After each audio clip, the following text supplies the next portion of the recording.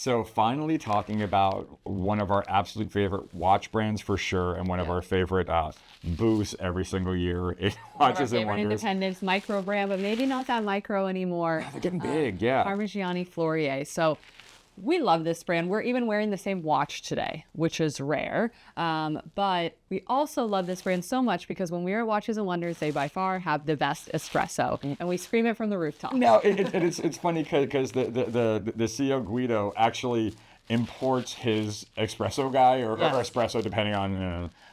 But to bring him specifically to do the coffee. So that's like the first place we hit, the last place we hit. Thank you, Guido, for that. Yeah, if you follow any of the content from Watches and Wonders, you know that it's full days. We're in this, massive conference hall isn't even the right word, but there's boutiques everywhere. Yeah. And anyways, Parmigiani fuels us and keeps us going. So thank you. If you're new to our channel, I'm Elizabeth Smith. This is George Reed. We are Oliver Smith Jeweler, and we are in Scottsdale with a couple locations and also in Aspen, Colorado. Lots to talk about from them this year. Great continued classic designs. Bringing back something from the archive a little bit with the Toric. Yeah. So Guido Torini, who is the CEO of Parmigiani Fleurier, has been doing incredible work the past few years on what I would call stealth wealth. I think he was involved with this before that was even a catchphrase. Yeah. And some of the stuff we saw very, very much dovetailed in that and maybe even pushed it further. And for those of us who have been fans of Parmigiani Fleurier over the years, the new lines with PF and PF Sport have been absolutely fabulous, but more of a sport watch. Yes. You can dress them up, don't get me wrong. They can do a lot of things with you. That's been a huge focus. That's all it's been. PF and PF Sport. Did you think that they were going to bring this back? So we had a little bit of inside scoop. Parmigiani did their national sales training here in Scottsdale with us.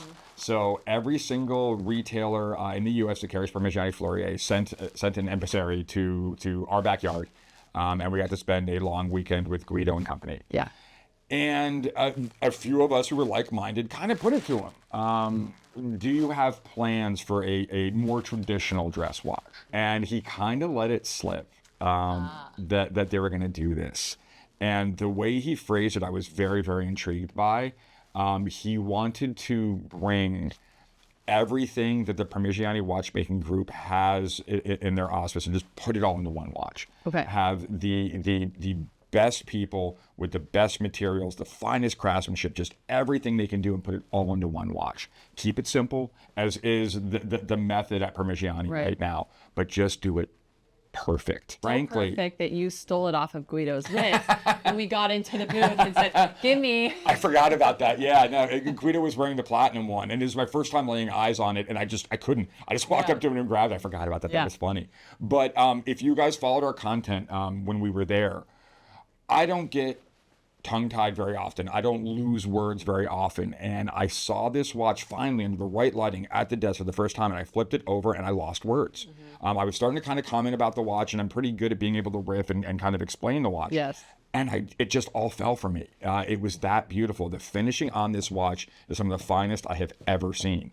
And that's big, man. I love my Maurice Grossmans. I love my Elonga and Sunas, Patek Philippe, whoever you want to quote. This is good, man. This is really good. Simple two-handed watch. No, I'm wrong there. Three-handed watch. You have a subsecond. So three-handed watch.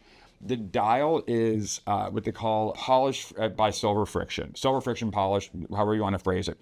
And what that is when you take a clean surface and you take a silver paste with a tartar and you just rub. And you just rub and you get this all done by hand, text, right? all done by hand. And it looks, it's perfect. It's perfect. It's so good. And then any of the indices or even the subdials you see are literally just them carving by hand out to reveal the metal underneath. So from the dial, it's so subtle. It's so rich. I can't even describe it. And you flip it over, and it just floored me, man. Well, I think about Parmigiani, we explain all these little details, but really, when you just look at it, that is a beautiful piece of craftsmanship, and you can just tell. You can tell without even knowing that someone hand carved all of that or handed the dial. You're just like, wow, this is really well done, and that's always the feeling I have when I see the watches in person. What's also interesting, bringing back this, older, revamping this older model, if you will, the colors are unique. And Parmigiani has a very specific policy for their colors, correct? It follows a certain what? It's a really subtle Pantone. It's, to me, it's very mid-century modern. And because I think universally those palettes are very pleasing to the eye. Nothing's jarring, nothing's shocking.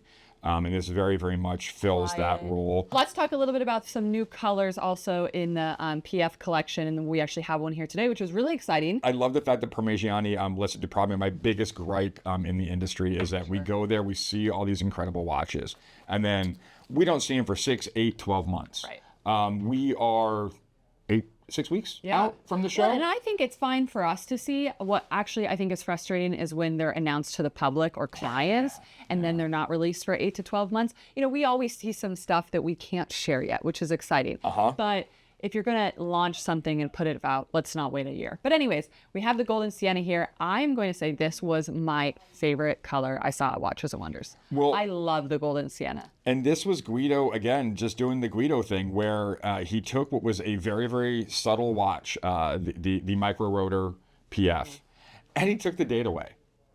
He made it even more discreet. It's gorgeous. The more color, simpler. I mean, as you look at it, it flashes from kind of a gray. I even get green, a little bit to an orange, just like a sunrise, as it's supposed to be. I just thought this color was phenomenal, and it was really fun to see. And it fits in with their booth so well. Yes. They have the most serene and subtle booth. It's just that it's a balloon rising at dawn. It's relaxing. We're having our espresso. We're outside. It's This gorgeous. watch reminds me of that. The last one we can talk about is the new skeleton platinum. The platinum with the blue, that was really good. So they've done the PF skeleton for a couple of years now. Stainless steel, gray variant, rose gold, stunner. They did it in platinum. And they did this, I don't know the process. If you do, please comment below. But it was like an anodized blue. Really beautiful. Really good, really subtle. The weight was sublime. For those of you who don't know, platinum weighs about twice as much as your brain thinks it's going to weigh. Yeah. So you pick up this very thin, this very elegant watch, and it's just so substantive. Serious weight to it. Absolutely fabulous. I think we're calling the color Arctic Blue, but we don't know what the official is. But okay. That's what George and I decided. I'll go with that. Yeah. That absolutely works for me. So I'm just absolutely stunning watch. And again, it was a perfect example of what I loved about the show this year. No huge reinventions of the wheel, although Toric was big.